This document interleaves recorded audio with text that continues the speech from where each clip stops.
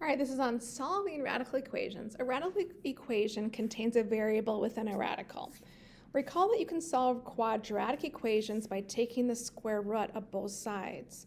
Similarly, radical equations can be solved by raising both sides to a power. So here are the steps to solving. Number one, we want to isolate the radical. Then we raise both sides of the equation to the power equal to the index of that radical. And then simplify and solve. Remember, for a square root, the index of that radical is 2.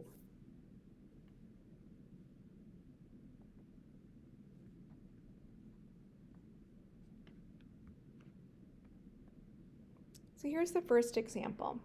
We want to solve this equation and then check for any extraneous solutions. So right now, the radical has already been isolated. Remember that the index of that radical is 2. So what we're going to do is we're going to take the square of both sides because the index is 2.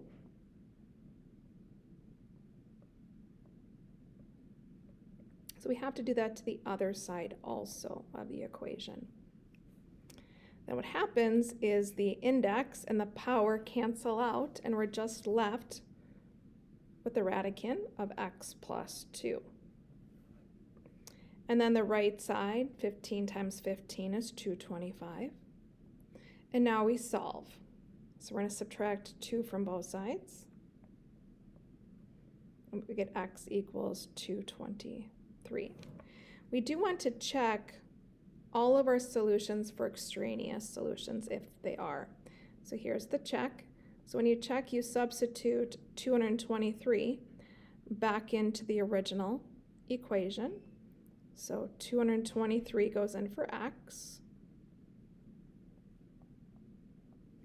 We simplify. 223 plus 2 is 225. The square root of 225 is 15.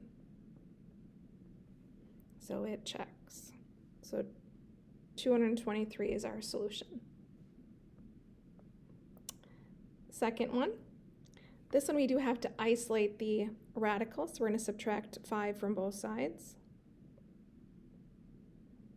So we get the square root of x plus 1 equals 11. Now we're ready to raise both sides to the index, which is 2. So we're going to raise it both sides to the power of 2.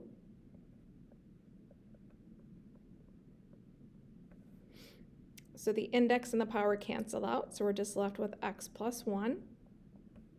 And then 11 times 11 is 121. Now we're ready to solve. So we're going to use our inverse operations and subtract 1 from both sides. So we get x equals 120. Now let's go ahead and check. So we substitute 120 back into the original equation. We simplify the radicand.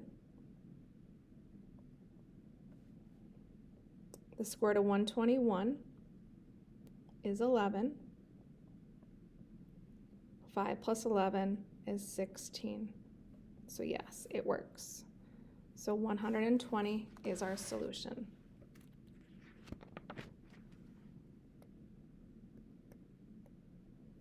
All right.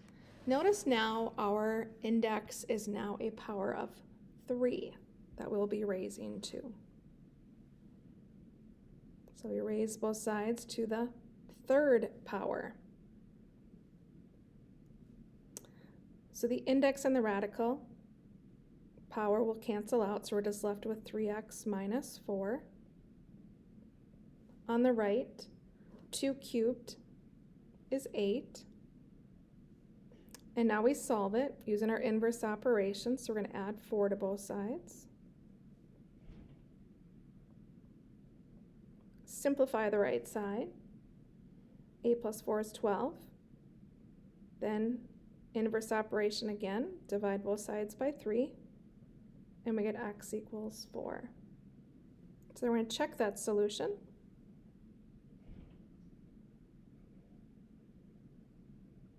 So we substitute 4 back into the equation for x. 3 times 4 is 12.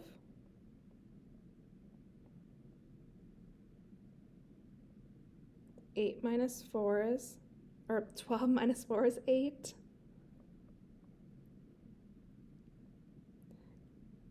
8 is 2 cubed.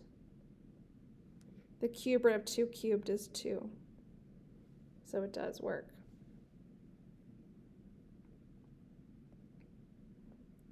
All right, our last one. This time we have an index of 3.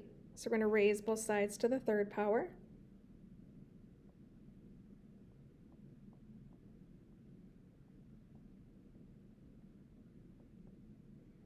So we have to multiply the, notice this, there's a multiplier here, so this is going to be a 2 cubed.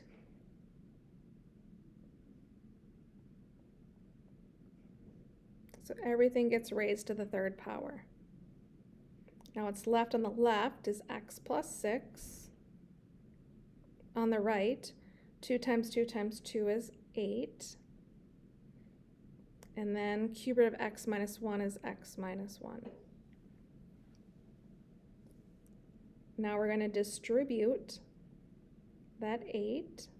So we had 8x minus 8. Now we're going to add 8 to both sides.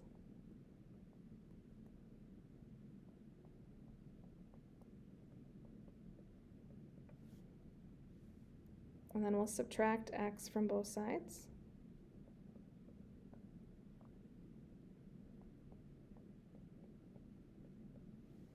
Simplify.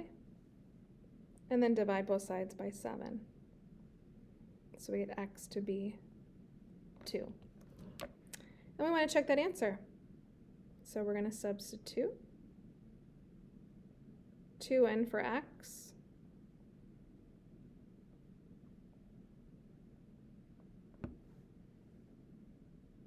Right side, 2 plus 6 is 8. 2 minus 1 is 1. The cubed root of 8 is 2. The cubed root of 1 is 1. 2 times 2 is, or 2 times 1 is 2, so check.